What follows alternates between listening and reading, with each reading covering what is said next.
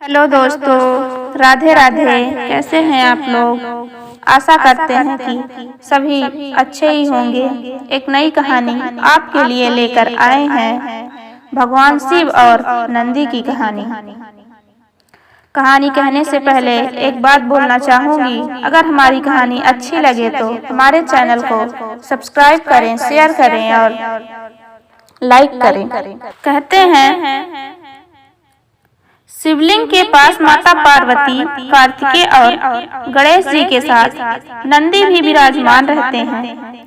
हिंदू धर्म में नंदी भगवान शिव के निवास कैलाश के द्वारपाल हैं। साथ ही बैल के रूप में वे भगवान शंकर के वाहन भी हैं। उन्हें शिव मंदिर में भोले शंकर के साथ प्रतिष्ठित किया जाता है। नंदी शक्ति, सामर्थ्यता और सामर्थ्यता का प्रतीक है। कथानुसार ब्रह्मचारी व्रत का पालन करते हुए एक बार शीलाद ऋषि को भय सताने लगा कि उनकी मृत्यु के बाद उनका संपूर्ण वंश समाप्त हो जाएगा। वह एक शिष्य को गोद लेना चाहते थे, लेकिन वो चाहते थे कि जिस शिष्य को वो गोद ले वह आध्यात्मिक हो तथा उस पर भगवान शिव की विशेष कृपा और आशीर्वाद हो। अपनी कामना की पूर्ति के लिए उन्होंने भगवान शिव का कठोर तप प्रारंभ किया। कई वर्षों तक वे तप में लीन रहे, जिससे प्रसन्न होकर भगवान शिव उनके समक्ष प्रकट हुए और उनसे वरदान मांगने को कहा। शीलाद ऋषि ने पुत्र प्राप्ति का वरदान मांगा। भगवान शिव शीलाद ऋषि को उनका मनचाहा वरदान देकर अंतर्ध्यान हो गए। भगवान शिव अंतर्ध्यान होने के बाद शीलाद ऋषि ने जब अपनी आंखें खोली तो उनकी गोद में एक शिशु था। उस शिशु के चेहरे में एक अलौकिक तेज था। शीलाद ऋषि ने उसका नाम नंदी रखा और उसका पालन पोषण करने लगे। वे उससे बहुत स्नेह करते थे, किंतु नियति ने नंदी के लिए कुछ और ही लिख रखा था।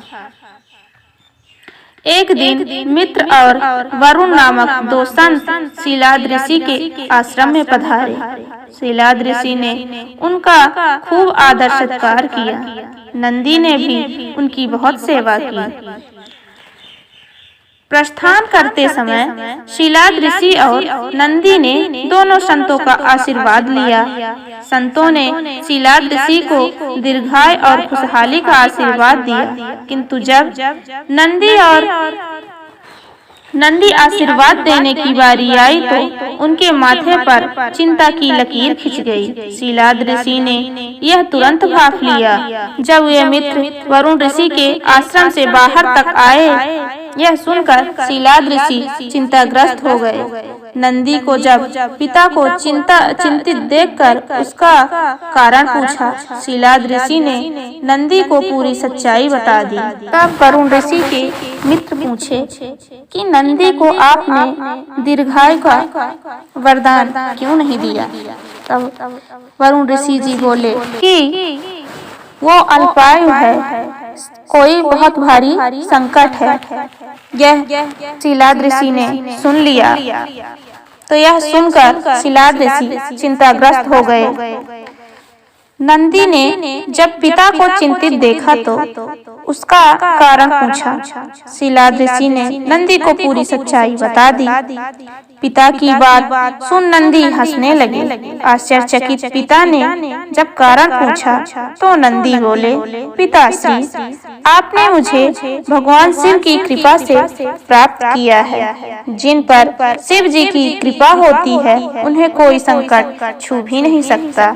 यह कहकर वे पिता का आशीर्वाद प्राप्त करने के लिए भगवान शिव की तपस्या करने वन में चले गए और तप करने लगे।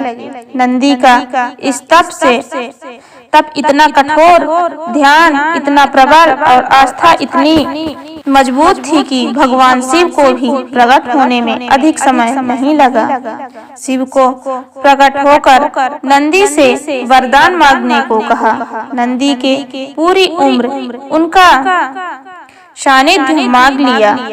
तब शिव ने उन्हें बैल का चेहरा प्रदान कर अपने वाहन के रूप में स्वीकार किया।